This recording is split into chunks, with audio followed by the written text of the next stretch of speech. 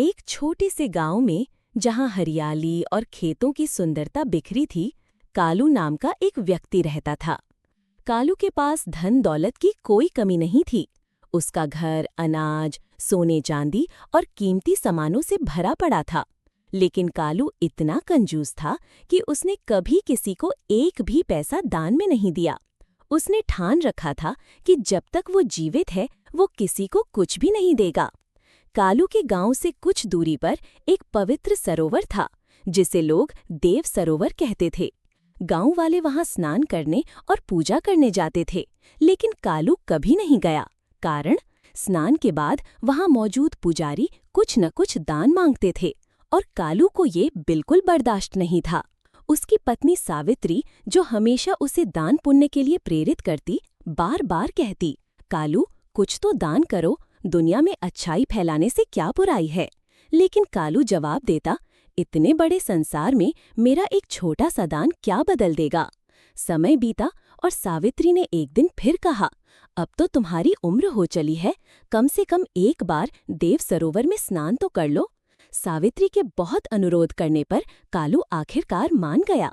लेकिन उसने सोचा, रास्ते में कहीं पैसा खर्च न हो जाए, इसलिए वो अपने गांव से सरोवर तक, जो 10 किलोमीटर दूर था, पैदल ही चल पड़ा। जैसे ही कालू सरोवर के किनारे पहुंचा, उसने देखा कि घाट पर पुजारी बैठे हैं, जो स्नान करने वालों से दान मांग रहे थे। कालू घबरा गया और सोचा, यहाँ तो दान देना पड़ेगा। इसलिए वो चुपके से सरोवर के एक सुनसान कोने की ओर चला गया, जहाँ कोई नहीं था। उसने जल्दी से सरोवर में डुबकी लगाई और बाहर निकलने ही वाला था कि तभी एक साधु के वेश में एक व्यक्ति वहां प्रकट हुआ। ये कोई और नहीं, स्वयं भगवान थे, जो कालू की कंजूसी देखकर उसे सबक सिखाने आए थे। साधु ने कहा, यजमान की जय हो।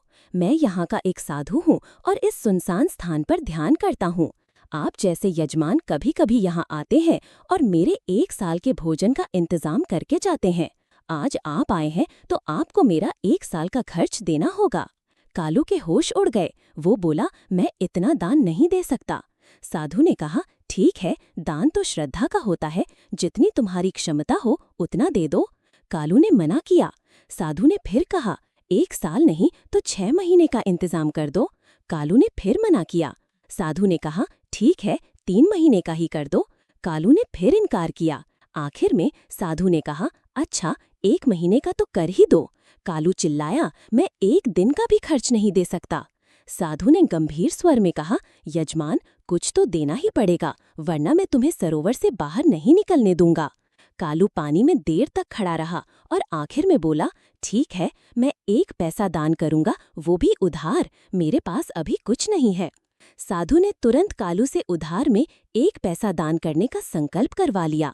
कालू ने सोचा, मेरा गांव यहाँ से 10 किलोमीटर दूर है, ये साधु 1 पैसे के लिए इतनी दूर नहीं आएगा। संकल्प लेकर कालू पैदल ही घर लौट आया। दिन ढल चुका था और वो थक कर सोने ही जा रहा था कि तभी दरवाजे पर दस्तक हुई। साधु की आवाज आई, यजमान की जय हो। सावित्री ने दरवाजा खोला और देखा कि वही साधु खड़ा है, जो कालू के 1 पैसे के दान की बात कर रहा था।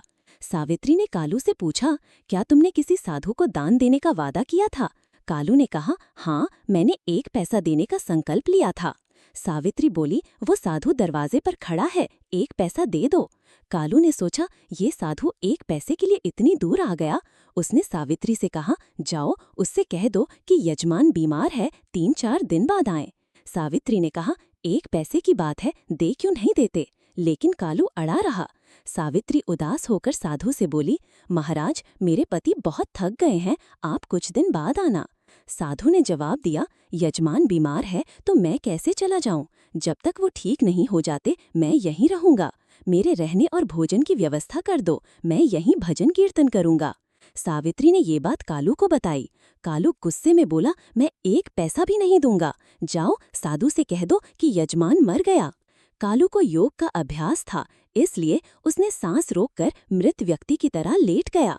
सावित्री रोते हुए साधु से बोली, महाराज, मेरे पति स्वर्ग से धार गए।